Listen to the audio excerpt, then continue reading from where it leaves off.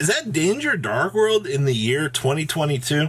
Working testing Evil Swarm list as well, and more little branded shenanigans for everybody. Don't make 30% of you guys have not smashed Living Crab out of that subscribe and smash so we can climb up that 100k ladder. The first is we're going to be looking at here is Danger Dark World functioning in the year 2022. Alright, post ban list.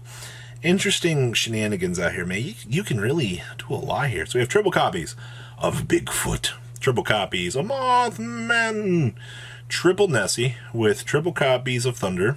Then we have one Jackalope, one Tsuchinoko, one Chupacabra. We have triple copies of Snow, triple copies of Brow with one Beige. Then we have one copy of Grapha. Generic recursion is always going to be good with this. We're actually playing one Goki Pull. Huh. It's actually kind of interesting. Alright. Then we have one Trick Clown, one Zephyros the Elite, one Shaddoll Beast, one Armageddon Knight, one Fairy Tale Snow, and one Cyberstein. Then we're playing triple copies of the Lord Darkness, triple copies of Dark World Dealings, one Card Destruction, one Foolish Barrel, one Pot of Avarice, and we're actually playing one Beginning of the End here. Honestly, I have not seen Beginning of the End see any sort of play in a long time. I think the last time we saw this was with the generic OTK like Dark World shenanigans. Then we have one copy of Exteria, one Starving Venom, one Dragus to play with one Zeus, one Baguski, one Abystor, one Dugaris, one Apo, one Zeroboros, one Curious, one D-Hark, one Nightmare Unicorn, one Phoenix, one Cerberus, and one IP. Side deck here we have two Denkarekas, two Lava Golems, two Night Beams, two Dark Lunomors, triple Super Polymerization, one Summon Limit, one Dimensional Bear, one TC Boo, and one copy of Red Reboot here. Wrapping up our Turbo Danger Dark World experience. To be perfectly honest with you, I think this is one of the cooler ideas that you might be able to pick up and mess around with. I know I say that quite a lot, but Rogue definitely always has like a little soft spot in my heart, especially for like weird ideas like this. Next up is Branded. Seeing that like this is probably going to be the more copy and paste build, I have noticed like the Allure build, adjusting for like last format, has been more of like the pace that people want to go with. Also, I mean, Branded Lost being like the powerful no you can't respond engine definitely feels a little bit better. I believe the origins for this list was what, pack?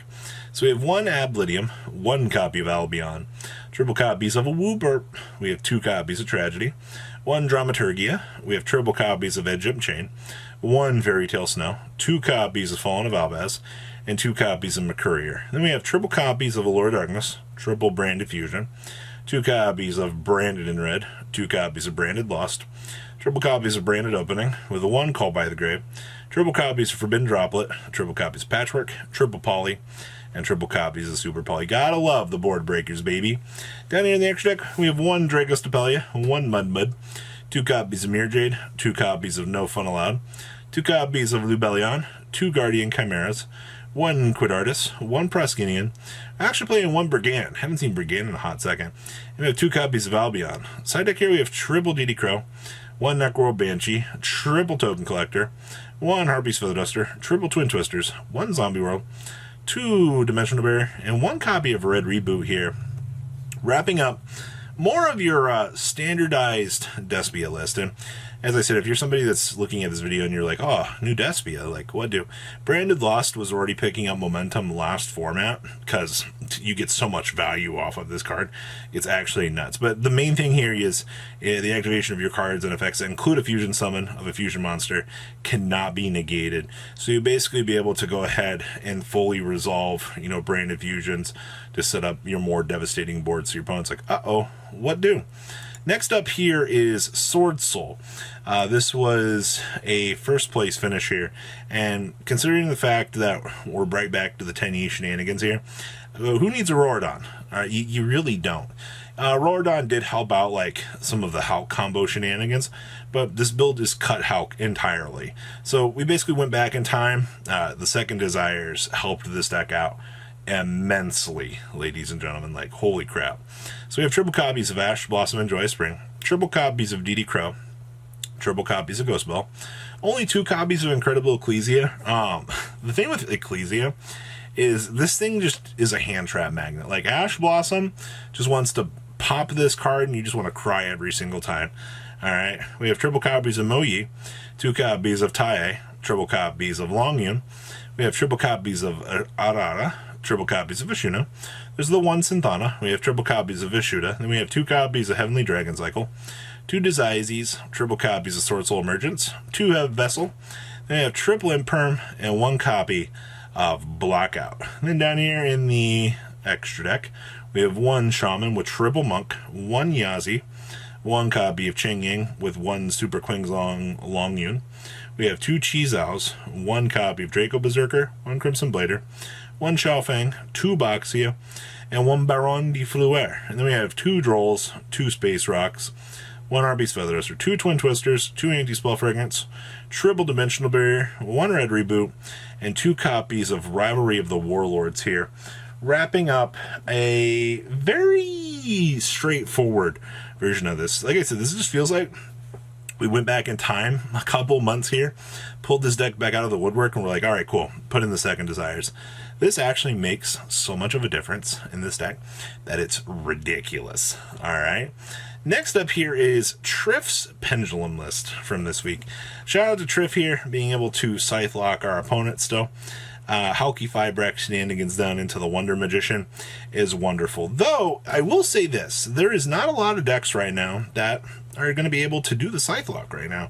Actually, the loss of Urti Anaconda really hurt a lot of these subpar strategies, well, former now, that have kind of just disappeared. So that's one big thing to like just give a shout out to is, you know, we've lost some of the good ones out here. So shout out to the good times. So we have triple copies of Curtain Riser, 1 copy of Scythe, 1 copy of Astrograph, 2 copies of the Black Fang.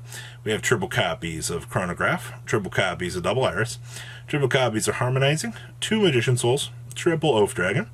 We have 1 Celestial Magician, we have 1 Monkey Board, triple copies of Skullcrabat, 1 Purple Poison with 1 Time Gazer, 2 copies of Tuning, we have triple copies of Wisdom Eye, triple copies of Duelist Alliance with triple Pendulum Call, we have triple Prosperity, that's interesting, 1 Star Pendulum Graph and 1 Time Pendulum Graph. Then in the next deck we have 1 Selene, 1 D-Hark, 1 Hulk, we have 1 Beyond the Pendulum with 1 Dagda, 1 Artemis, 1 Apple with 1 Access Code, 1 Tornado Dragon, 1 Time Star with 1 Baguska, with 1 copy of Sky Thunder. Then we have 1 Wonder Magician, 1 Borreload Savage, and 1 Baron de Fleur. Side deck here we have 1 Call by the Grave, triple Dark Hole, 1 Feather Duster, triple Lightning Storm, triple Regeki, holy board wipe, Batman, triple Evenly Matched, and 1 copy of Red Reboot here, wrapping up Triff's very interesting. Holy crap, man, like, this, oh my god, the amount of, like, just hate present here. Like, this deck, I guess, does need an empty field, and considering, like, maybe boards aren't as, like, powerful as they once were here, but, alright. Going second, Yu-Gi-Oh! And the last list I have here is a Testing Evilswarm list from Darth Nash that really caught my attention here for 2022. I wanted to cover this just to fancy my own benefit here, because I love Evilswarm. Like, this card says no level 5 or higher allowed. So we have triple copies of Ash Blossom and Joy of Spring, triple Dimension Shifter, triple Caster with triple Curriculum, 1 Mend, and then we have triple copies of Rabbit and triple Heliotrope. That's fine for a monster lineup. No problem there. We have 1 Call by the Grave, 2 Infestation Pandemic, 1 Mystic Mine, 2 Prosperity, 1 Rhoda, 1 Terraforming with triple Unexpected Die. We have 2 Zombie Worlds with 2 Evenly Matched, 1 Infestation Infection, triple Imperm, triple Solemn Judgment, and triple copies of Summon Limit. The extra deck is 14 cards, so you can fill in with what you want. We have 1 Underworld Goddess, 1 Origin, 1 Link Spider, 1 IP, 1 Draco Masters, that's interesting, 1 Access Code, 1 Baguski, triple Ovion, 1 Exiton, 1 Bahamut, 1 Zeus, and 1 Abyss Dweller. Then we have triple copies of Lancia, 1 Effect Veiler with 1 Ghost Ogre, triple Crossout Designator, 1 Forbidden Droplet, triple Lightning Storm, and triple copies of There Can Only Be One. Wrapping up this chunk of deck profiles for you guys. Anything really catch your attention here? Because to be perfectly honest with you, there's some very interesting stuff here. So what do you guys think? Please leave a comment down below. Tell me what you guys. Make sure you guys smash the crap out of that subscribe button so you guys don't miss out on more awesome content. And remember, new format is going. Lots of exciting ideas out here. I'll see your beautiful faces back here later in the day, guys. Peace out. patrons. Thank you.